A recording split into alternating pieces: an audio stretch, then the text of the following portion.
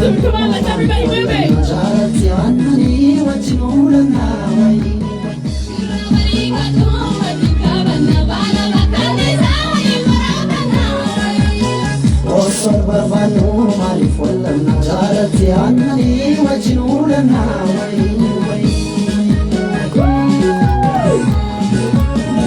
Our dancers are warmed up. They're about to come up and perform. You guys ready? Come on, let's hear it.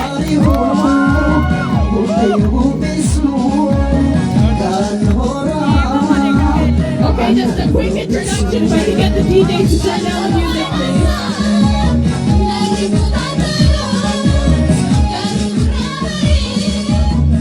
Perfect, thank you so much. Okay, so the dance that's up next is Khamise, the dance of the Wallo Oromo clan from northern Oromia. Wallo is known for their charisma and legend of Oromo heroism, and most importantly, their beauty. So let's give it up for Wallo Khamise!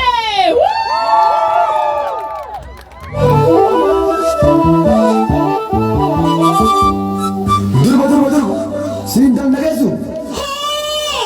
Odugo jalala aritti nafenni. Dafa kiyodu kedamna nagen. Isini salfatti natutti sihima. Ati obsi mare kun nabiranuma.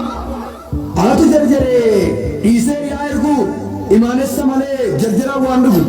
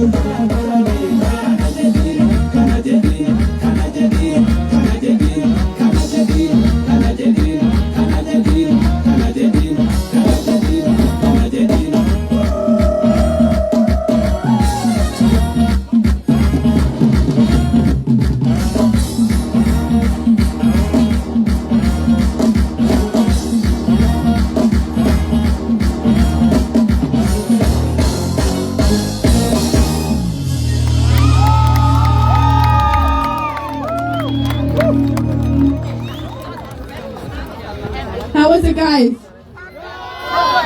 Let's give a round of applause for our dancers. Come on. Come on, we can do better than that. Woo! Thank you so much. So while our dancers change for the next dance, I want to welcome you to go try some of our food and our delicious coffee, and most importantly, try on our clothes.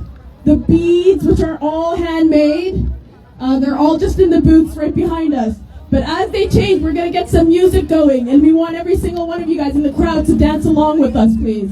So DJ, let's get some music going.